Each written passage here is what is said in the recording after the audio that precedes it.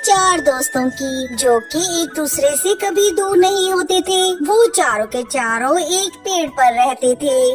वो सभी बहुत खुश थे। वो सब एक साथ ही भोजन की तलाश में जाते थे। परंतु आज जब वो सब अपना भोजन लेकर आए तो बुलबुल का एक अंडा गायब था। बुलबुल तो रोने लग जाती है। मेरा क्या दोष जो किसी जालिम ने मेरा अंडा उठा लिया। मैंने कितने सपने सजाए थे अपने अंडे के लिए, मगर किसी जालिम ने इस दुनिया में आने से पहले ही मेरे बच्चे को मार दिया। हाँ पक्षियों, आज जो बुलबुल के साथ हुआ है कल वो हमारे साथ भी हो सकता है। इससे पहले कि समय हमारे पंखों से निकल जाए हमें कुछ न कुछ तो करना होगा। हम कर भी क्या सकते हैं, भोजन की खोज में तो हमें जाना ही होता है। हम ऐसे भूखे भी तो नहीं रह सकते।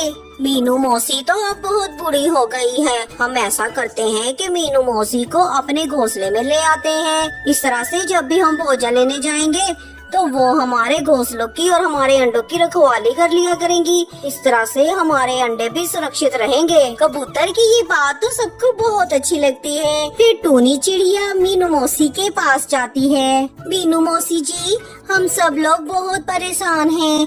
आप कृपया करके हमारे साथ चलें। हमें आपकी मदद की जरूरत है। मैं एक बूढ़ी चिड़िया कैसे आप लोगों की मदद कर सकती हूँ? मीनू मौसी, आज बुलबुल का अंडा किसी ने चुरा लिया है जब हम भोजन लेने गए हुए थे। बस आप जब हम भोजन लेने जाएंगे तो हमारे अंडों की रखवाली कर लिया करना और बदले में हम आपके लिए भोजन ले आया करेंगे। मीनू चिड़िया तो बहुत बूढ़ी हो चुकी थी। उसे भी भोजन ढूंढने में बहुत दिक्कत होती थी, इसलिए वो मान जाती है। ठीक है टूनी बिटिया, मैं चलूंगी आप लोगों के साथ। वैसे भी मैं सारा दिन ही घोंसले में बैठी रहती हूँ। मैं बहुत अच्छे से तुम लोगों के घोंसलों की रखवाली कर लिया करूँगी। फिर टूनी चिड़िया मीनू मौसी को अपने घोंसले में ले आती है। मीनू मौसी, ये घोंसला आज से आपका है। आप यहीं पर रहा करेंगी और आपने भोजन की चिंता नहीं करनी। हम सब है ना, हम खुद ही आपके भोजन का बंदोबस्त कर लिया करेंगे। फिर रात हो जाती है और सब पक्षी सो जाते हैं। दूसरे दिन सुबह सवेरे ही सभी पक्षी भोजन ढूंढने की तैयारी करते हैं। जाने से पहले वो मीनू मौसी से कहते हैं, माँ जी मेरा एक अंडा है घोंसले पे।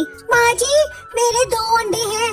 माँ जी बस आप यहाँ से अब कहीं न जाना, हम अब जा रहे हैं भोजन ढूंढने। फिर वो सब वहाँ से चले जाते हैं। बूढ़ी मीनू मौसी घोंसलों पर पूरी तरह से नजर जमाए बैठी थी। वो इधर उधर बहुत ही ध्यान से देख रही थी। वो अंडा चोर तो एक कौवा था जो वहाँ करीब ही रहता था। उस पर किसी को शक भी नहीं होता था, क्योंकि वो तो दूसरे पक्षियों के सामने बहुत ही अच्छा बनने का नाटक करता था। अरे ये क्या हो गया, ये मीनू मौसी यहाँ पर कहाँ से आ गई है? अब मैं कैसे अंडा चुराऊंगा? अरे कल तो मैंने बहुत ही आसानी से अंडा चुरा लिया था। अब मुझे थोड़ा दिमाग लगाना होगा और इस बूढ़ी मीनू चिड़िया को थोड़ा उल्लू बनाना होगा। फिर वो कौवा मीनू मौसी के पास आता है। कौन हो तुम?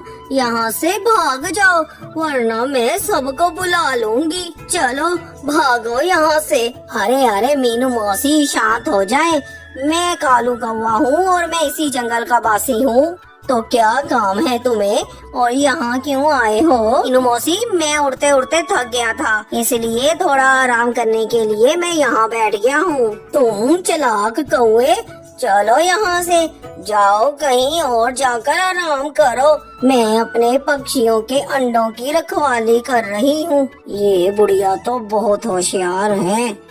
अरे मीनू मौसी, वो सामने क्या है? कहाँ? मुझे तो कुछ दिखाई नहीं दे रहा। वो देखे ना, वो बड़े पेड़ के पास। जैसे ही मीनू चिड़िया अपना ध्यान उधर करती है, कौवा अंडा लेकर वहाँ से उड़ जाता है। अरे ये कौवा कहाँ चला गया?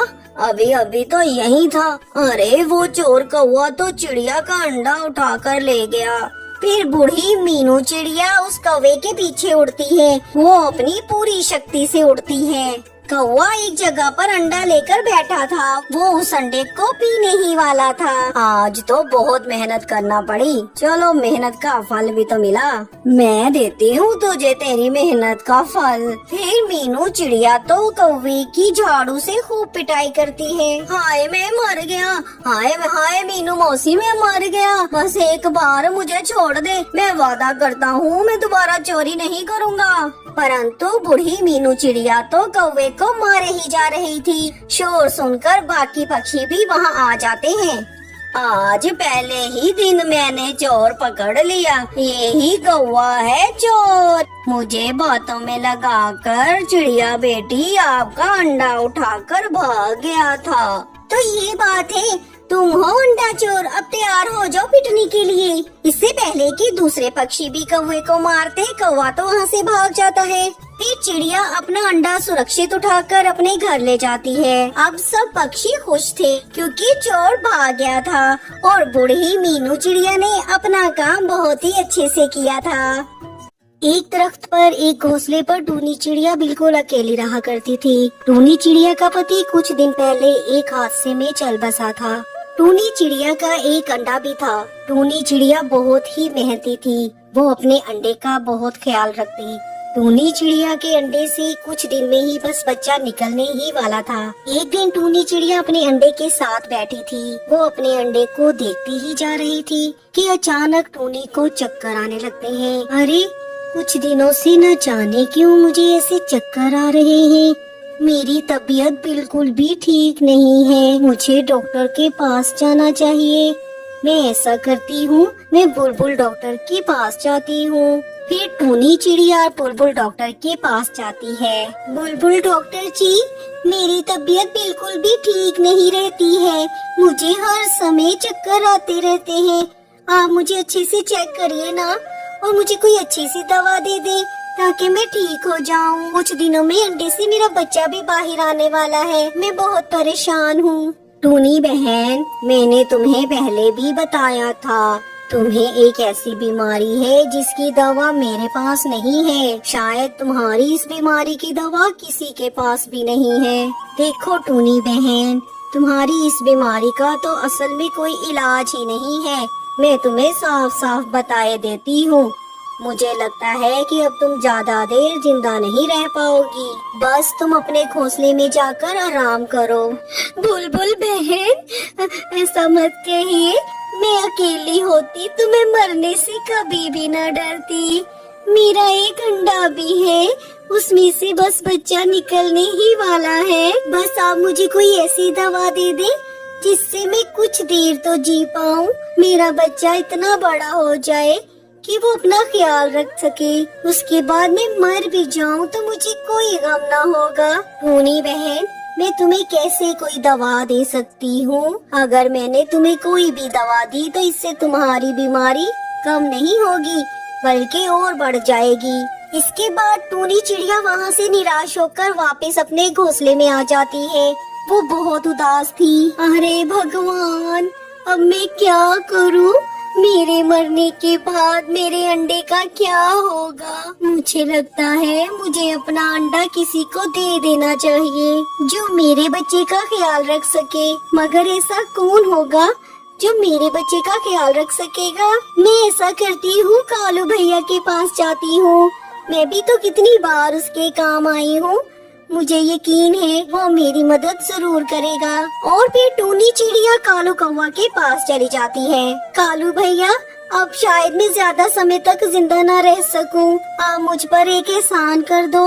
अरे टूनी बहन, कैसी बातें कर रही हो? पक्षी बीमार होते रहते हैं, अगर तुम बीमार हो तो कुछ दिनों में ठीक भी हो जाओगी।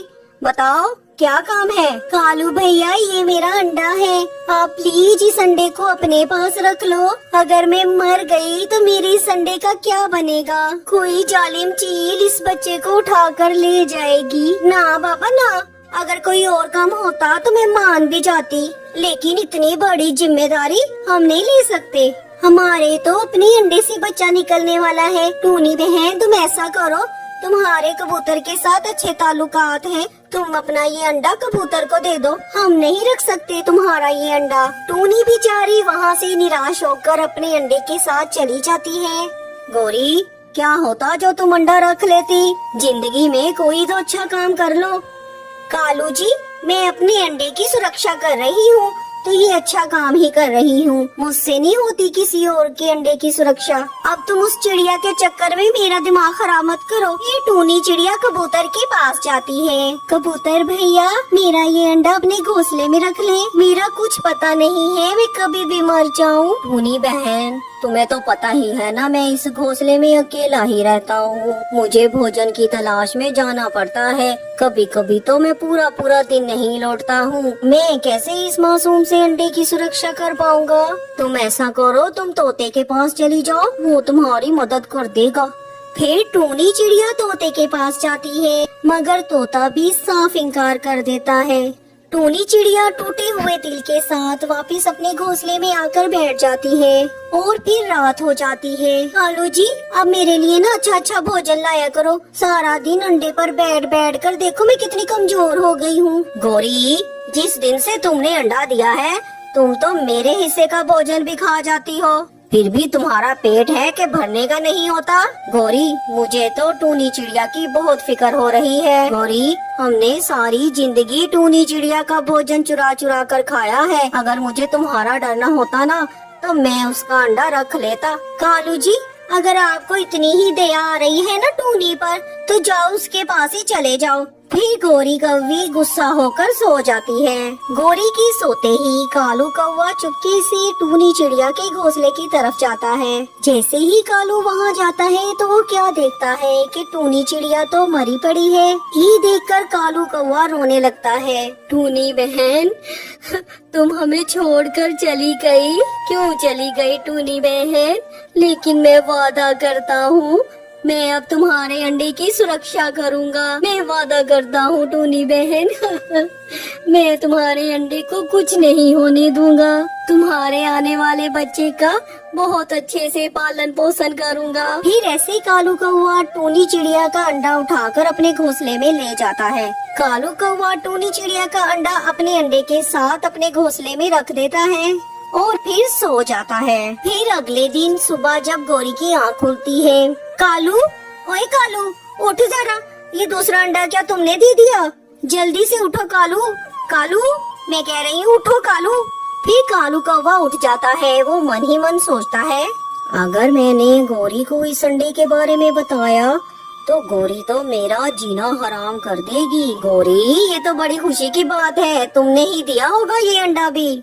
कालू, फौरन इस अंडे को उठाओ और दूर फेंक दो। मुझे सब तुम्हारी चालाकियाँ पता है। मुझे पता है ये टूनी चिड़िया का ही अंडा है और तुमने ही यहाँ पर लाकर रखा है। हाँ गोरी, लाकर रखा है। हर समय मुझे डराती रहती हो। आखिर पति हूँ तुम्हारा, जरा भी इज्जत नहीं करती तुम मेरी। फिर गोरी अंडे को फेंकने के लिए जैसे ही घोंसले के पास जाती है, कालू, कौन सा अंडा है इस टूनी का? पता नहीं गोरी, साथ साथ ही रखे हैं, तुम खुद ही देख लो तुम्हारा अंडा कौन सा है। दोनों अंडे एक जैसे थे, इसलिए गोरी कवि की पहचान में नहीं आ रहा था कि उसका अंडा कौन सा है और चिड़िया का अंडा कौन सा है। फिर कालू कौवा वहाँ से चला जाता है। लगता है अब मुझे ही इन दोनों अंडों की सुरक्षा करनी पड़ेगी। मुझे तो पता ही नहीं चल रहा है कि कौन सा अंडा मेरा है। फिर उस दिन कालू कौवा बहुत ही मेहनत कर रहा था। वो चाहता था कि कैसे गोरी को खुश करे। वो उसके लिए अच्छे अच्छे भोजन ले जाना चाहता था ताकि गोरी खुश हो जाए। फिर कालू को गोरी के मनपसंद फल मिल जाते हैं और वो कुछ आम लेकर घर की तरफ वापस चला जाता है। गोरी, ये देखो मैं क्या लाया हूँ तुम्हारे लिए। अरे आम, मेरा तो आज आम खाने का बहुत ही मन कर रहा था। मुझे सब पता है, ये सब कुछ तुम टूनी के अंडे के लिए ही कर रहे हो, इसलिए तुम मुझे खुश करने की कोशिश कर रहे हो। हाँ गोरी, मेरा नाम भी कालू कौवा है। मेरे जैसा दिमाग जंगल के किसी पक्षी के पास नहीं है। अच्छा अच्छा ठीक है कालू जी, अब मैं इन दोनों अंडों की ही सुरक्षा किया करूँगी और आप शाम होने से पहले पहले ही अच्छे अच्छे भोजन लेकर आ जाया करो। पता है चील कितने चक्कर लगाती है। गोरी, तुम बिल्कुल भी चिंता मत करो, कल से मैं शाम होने से पहले ही घर लौट आया करूँगा। और फिर ऐसे ही कुछ समय गुजर जाता है। एक दिन अंडे से बच्चा बाहर आ जाता है और वो बच्चा टूनी का था। गोरी कौवी जल्दी से उस बच्चे को अपने गले से लगा लेती है। गोरी, देखा कितना सुंदर है ये बच्चा। हाँ कालू जी, सच पूछो तो मुझे भी इस बच्चे से बहुत ज्यादा प्यार हो गया है। मुझे तो ऐसा लग रहा है जैसे ये बच्चा मेरे ही अंडे से निकला है। चलो कालू जी अब जल्दी जाओ और भोजन ले आओ, मुझे लगता है कि हमारा दूसरा बच्चा भी निकलने ही वाला है। और फिर कालू को वो भोजन लेने चला जाता है। फिर रास्ते में जाते समय कालू को कबूतर मिल जाता है। कालू, टूनी चिड़िया तो मर गई, मगर मुझे एक बात का बहुत ज्यादा अफसोस हो रहा है। कबूतर, क्या बात है, तुम तो बड़े निराश लग रहे हो। कालू, टूनी मेरे पास अपना अंडा लेकर आई थी कि मैं उसका अंडा अपने पास रख लूं, लेकिन मैंने उसकी मदद ना की। बस यही बात मुझे अंदर ही अंदर खाए जा रही है। कबूतर भाई, तुम फिक्र मत करो, मैंने टूनी चिड़िया का अंडा अपने घोंसले में रख लिया था। क्या सच कह रहे हो तुम कालू? हाँ कबूतर, आज उस अंडे से एक छोटा सा बच्चा बाहर निकल आया है। तुम चाहो तो मेरे साथ जाकर देख सकते हो। ये सुनकर कबूतर बहुत ज्यादा खुश हो जाता है। तो फिर चलते हैं कालू, मुझे देखना है टूनी के बच्चे को। यार कबूतर, मुझे अभी भोजन लेने जाना है, थोड़ी देर रुको फिर चलते हैं। यार कालू, तुम फिक्र न करो, ये देखो मेरे पास कितना भोजन है, हम यही ले जाते हैं, तुम लोग भी खा लेना और वो बच्चा भी खा लेगा। फिर वो दोनों कालू के घोंसले में आ जाते हैं। जैसे ही कालू आता है तो उसको तो एक और खुशी मिल जाती है, क्योंकि आज उसका अपना बच्चा भी अंडे से बाहर आ गया था। कालू जी देखिए ना, कितना सुंदर है हमारा बेटा, बिल्कुल आप पर गया है। कालू, गौरी, तुम दोनों बिल्कुल भी फिक्र मत करना, तुम दोनों बस इस दोनों बच्चों का बहुत ख्याल रखना और भोजन की फिक्र मुझ पे छोड़ दो। मैं हर रोज तुम लोगों के लिए और बच्चों के लिए भोजन लेकर आया करूँगा। तुम दोनों ने कितना पुण्य का काम किया है जो तुम दोनों ने टूनी के अंडे को रख लिया। शायद ऐसे ही मेरे मन को भी शांति मिलेगी, जो मैं तुम लोगों के लिए कुछ कर पाऊँ। फिर कबूतर वहाँ से चला जाता है। कालू और गौरी उस बच्चे से अपने बच्चे की तरह ही प्यार करते थे। वो दोनों बिल्कुल अपने बच्चे की तरह उसका पालन पोषण करते हैं।